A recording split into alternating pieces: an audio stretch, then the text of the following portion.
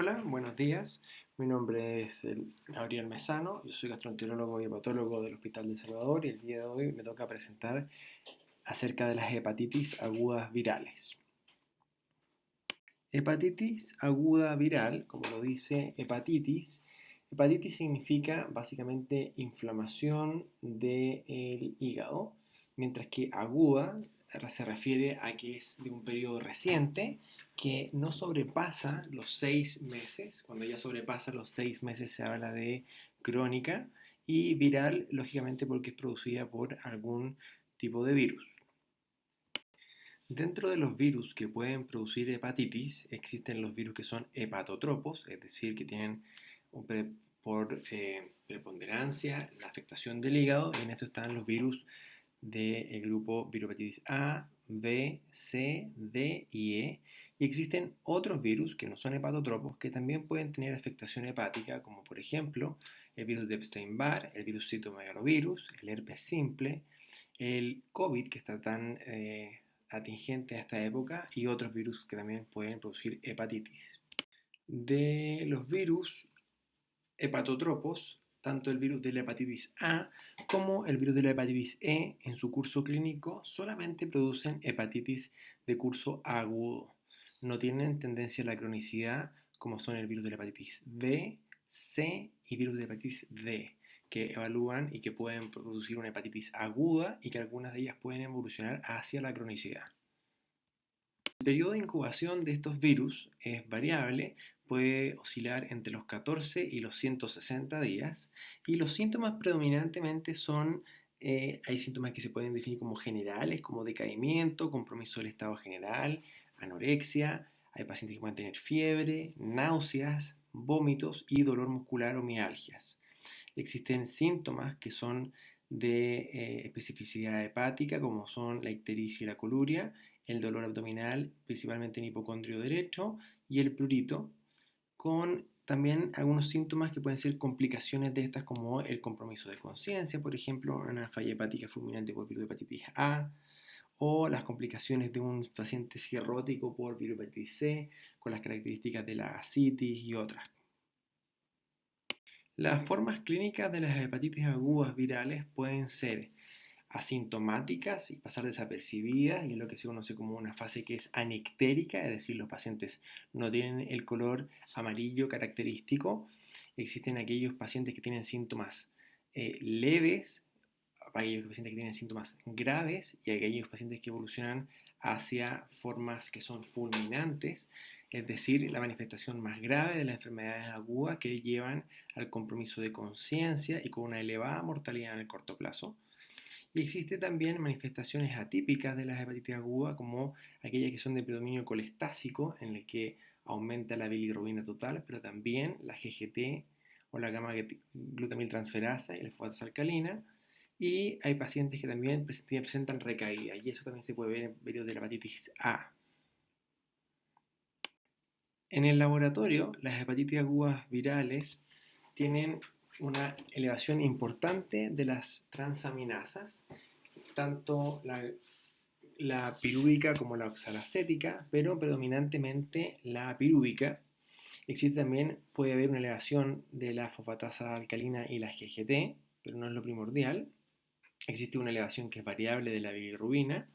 Existe una disminución en la actividad de la protrombina, y esto puede ser a niveles que sean pequeños cambios o cambios mayores a 1.5, que nos deben hacer sospechar la presencia de una hepatitis aguda grave. Y también los marcadores virales específicos que vamos a hablar un poco más adelante.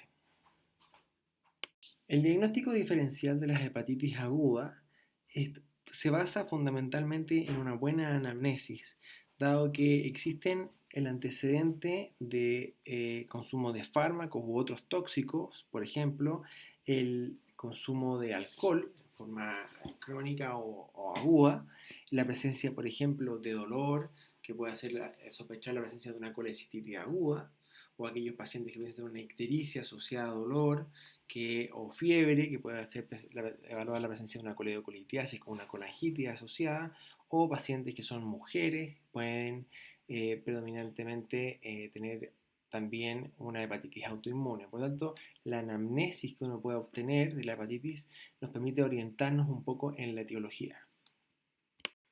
Volviendo a hablar de los virus hepatotropos, como pueden ver en esta tabla, está el virus de la hepatitis A, B, C, D y E. Como pueden ver, la mayoría de ellos su material genético es RNA, mientras que el virus de la hepatitis B es un virus DNA. Se pueden ver que los periodos de incubación varían desde un par de semanas hasta un par de meses. Existen distintos genotipos, los más utilizados son los genotipos del virus de la hepatitis C, que cada vez ha ido perdiendo mayor importancia debido a los nuevos tratamientos antivirales, y también los genotipos de los virus de hepatitis B. ¿Y cuáles son las vías de transmisión? Y nosotros sabemos que los virus de hepatitis A se transmiten por vía fecal oral, por el consumo de alimentos y agua contaminada de un paciente que padece el virus de hepatitis A. El virus de hepatitis B se transmite principalmente por vía parenteral, por vía percutánea, por contacto sexual o perinatal. El virus de hepatitis C se puede transmitir por vía parenteral, percutánea, contacto sexual y perinatal.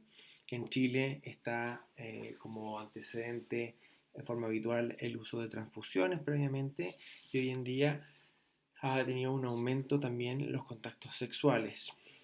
El virus de hepatitis B se transmite principalmente por vía parenteral y contacto sexual, y el virus de hepatitis E a través de alimentos y agua contaminada. El diagnóstico virológico de las hepatitis agudas virales se basa básicamente en un estudio serológico, en la presencia de anticuerpos que pueden ser IgM en fases agudas e IgG en fases crónicas, la presencia de antígenos, y aquí principalmente los antígenos que se utilizan son sobre el virus de la hepatitis B. Está la posibilidad del aislamiento del virus y la presencia de cultivo en tejidos.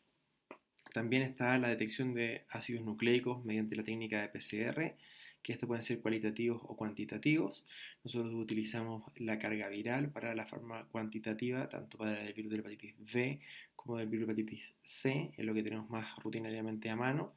Está la presencia de genotipos, como les mencionaba en las diapositivas previas, y los serotipos, y también existe la posibilidad de realizar estudios en los tejidos infectados, pero esto es algo menos frecuente de hacer.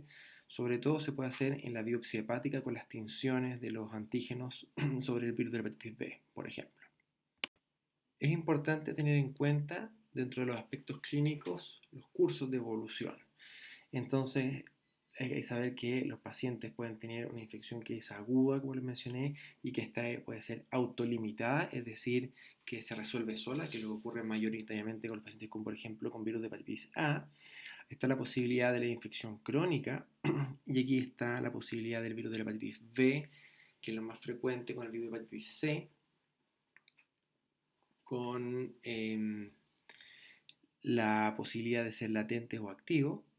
También la inmunidad que uno puede adquirir a través del contacto con estos virus, ya puede ser una inmunidad natural. Existe la posibilidad de vacunas contra el virus de hepatitis A y B.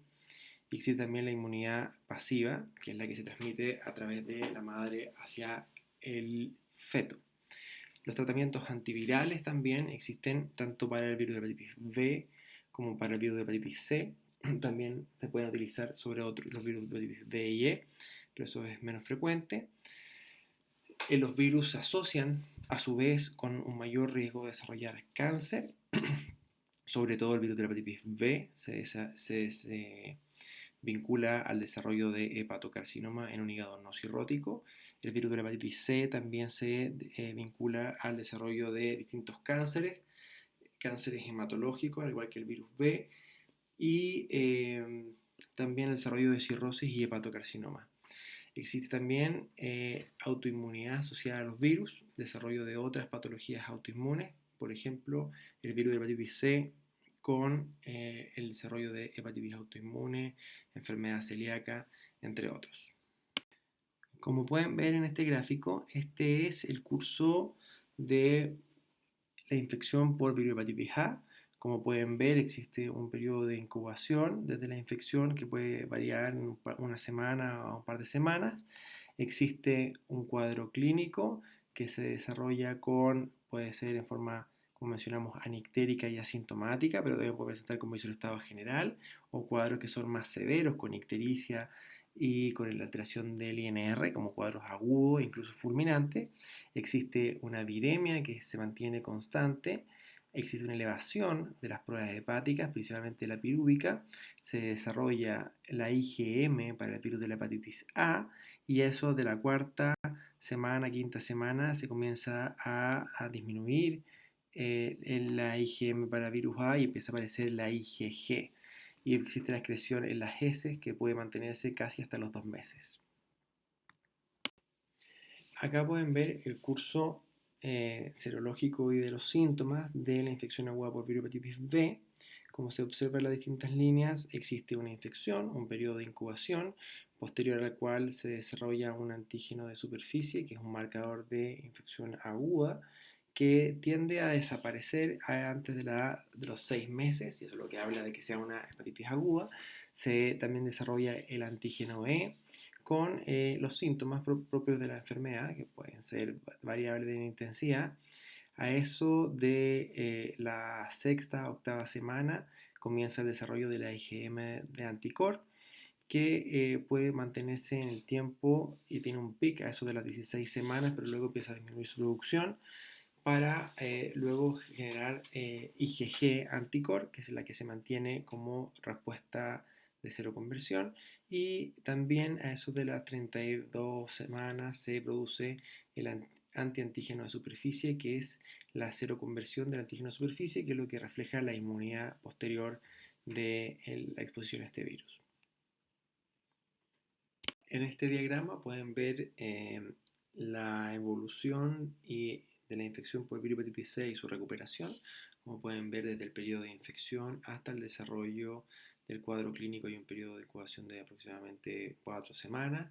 El cuadro agudo puede ser desde asintomático completamente, que es lo más habitual.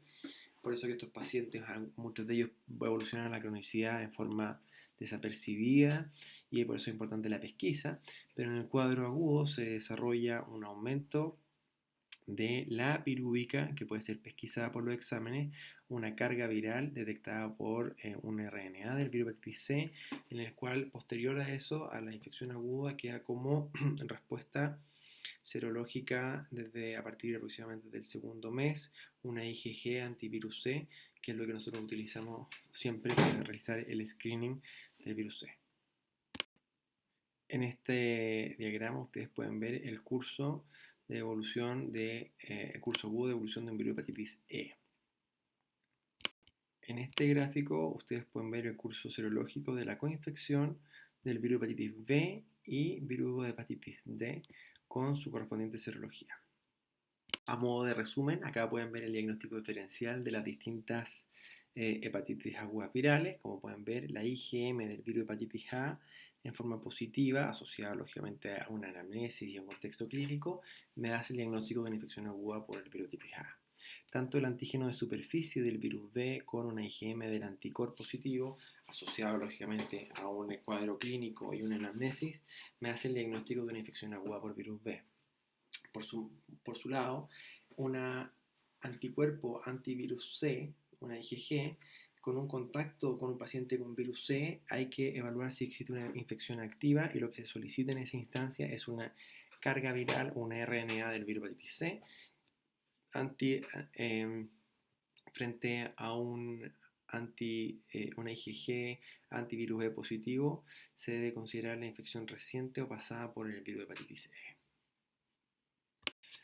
El manejo de las hepatitis agudas virales consta de dos pilares fundamentales. Uno es el tratamiento sintomático y otro es el tratamiento específico. Sintomático, en general, a los pacientes se les recomienda un reposo relativo, tratar de no hacer actividad física por el compromiso, la astenia, la dinamia que presentan, un régimen liviano por la saciedad precoz que presenta la sensación nauseosa, y aislamiento con buenas medidas de contacto, de higiene, sobre todo para los pacientes con curso por virus hepatitis A, por el riesgo de contagio familiar.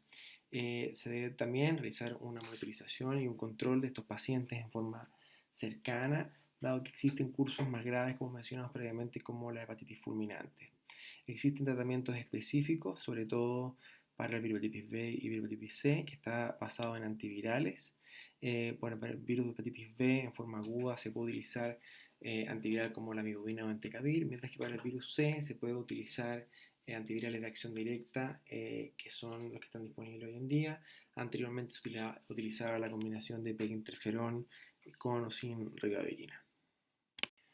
Es importante que tengan presente cuáles son los criterios de hospitalización frente a una hepatitis aguda viral, que esto afortunadamente no es lo más frecuente, se puede manejar en su gran mayoría de manera ambulatoria, pero tienen que tener presente las hepatitis severas, aquellos pacientes que tienen vómitos persistentes, que presentan sangramientos o que presentan una picazón, un prurito severo que es de difícil manejo, esos pacientes se pueden hospitalizar para manejo. Las hepatitis fulminantes son aquellos que tienen una hepatitis, como ya mencionamos, con elevación de las transaminasas, con un tiempo de protrombina menor del 50% o un INR mayor de 1.5 asociado a la presencia de compromiso de conciencia caracterizado por encefalopatía. Y frente a la duda diagnóstica, para realizar mayor cantidad de exámenes, ya sean imagenológicos o más invasivos.